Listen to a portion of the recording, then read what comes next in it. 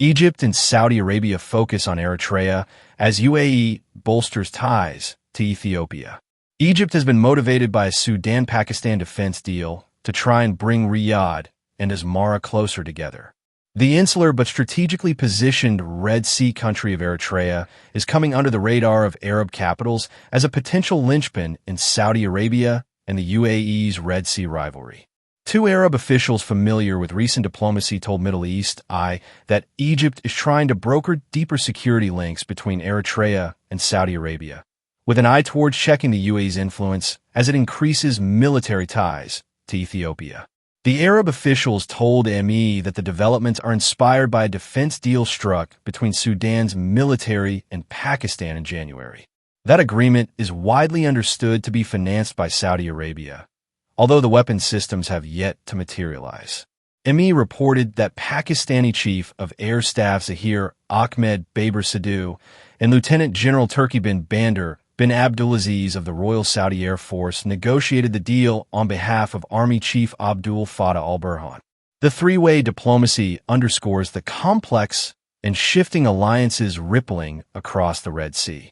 One time, both Eritrea and Egypt were seen as particularly close to the UAE.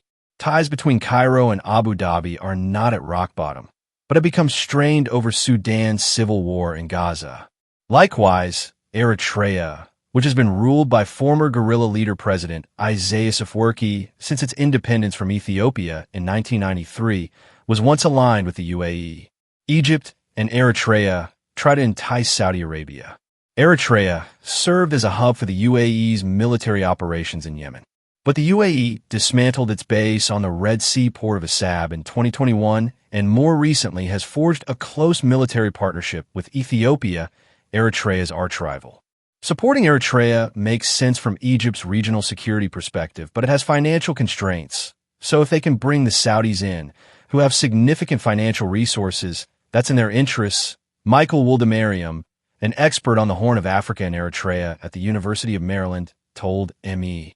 Of course, the Eritreans don't need to be pushed by the Egyptians to embrace the Saudis. It's been Asmara's objective for some time, he added. The reclusive Afwerki has governed Eritrea with a tight grip since independence. Eritrea was once an independent Italian colony. After World War II, it was federated with Ethiopia and in 1962, unilaterally annexed by Ethiopia.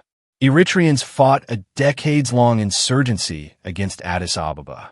The conflict was touched on by African writers such as Balu Jerma in his novel Orome, which centers on the communist Derg government. But in the West, it is a largely forgotten Cold War conflict. During the Cold War, Eritrean fighters courted Gulf states for support, with Egypt serving as a hub for Eritrean fighters.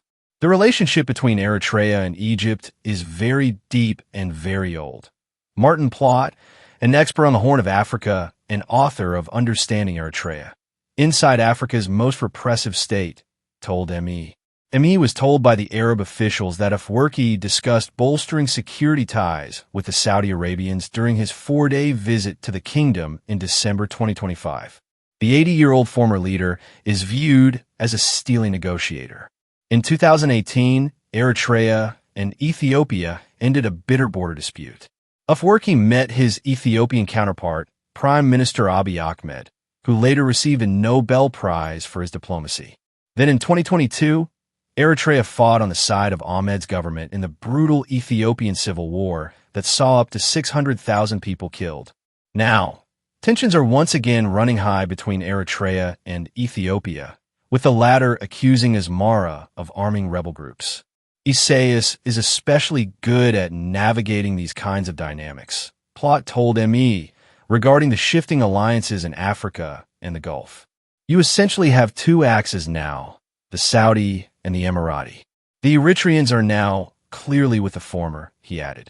Shifting Gulf alliances.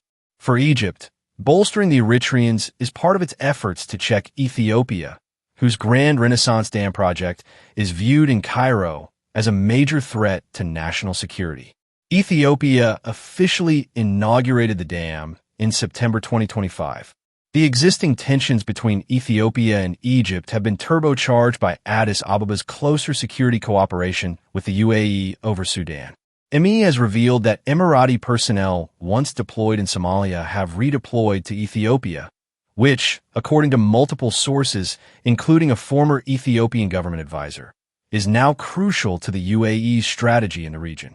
Throughout January, Emirati aircraft, including one dubbed the world's largest military transport aircraft, have been recorded flying into Ethiopia, including Har Meta Airport, the main base of the Ethiopian Air Force.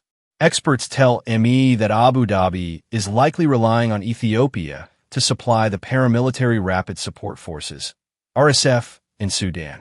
Egypt and Saudi Arabia back the Sudanese military against the RSF. The nasty public rupture in ties between Saudi Arabia and the UAE became public shortly after Saudi Crown Prince Mohammed bin Salman lobbied the U.S. against the UAE over Sudan. ME was the first to reveal the lobbying campaign, eyeing drone defenses. The Egyptians are keen to support the Eritreans for the most bleeding obvious reason: what Ethiopia has done to the Nile Dam, plot told ME. The Eritreans need new equipment. They have been fighting several wars, and they are very worried about the Ethiopian drones, he added. Eritrea only has 3 sources of cash: peasant taxes, mining, and a 2% diaspora tax, he added. So they need Saudi money. Maret Mabrouk, the director of the Egypt program at the Middle East Institute, told ME that Egypt's efforts to lobby for a security deal underscore a proactive tilt in Cairo's approach to the Red Sea. Egypt has put pressure on its ally, Libyan General Khalifa Haftar, to stop supplying the RSF with fuel and weapons. The New York Times reported that Egypt is hosting Turkish drones for use against the RSF. Egypt is trying to plug the gaps in security challenges against the U.S., of which Eritrea is definitely one, Mabrouk told ME. The challenge for Asmara and Cairo will be moving from this loose alliance into a framework for deliverables, experts and diplomats tell ME. The Sudan-Pakistan deal is an example of the challenges. There have been no public reports of Pakistani arms moving to Bourne's forces yet. Sources familiar with the talks told ME that Saudi Arabia, which has domestic economic needs, has been reluctant to fully commit despite the overtures from Cairo and Asmara.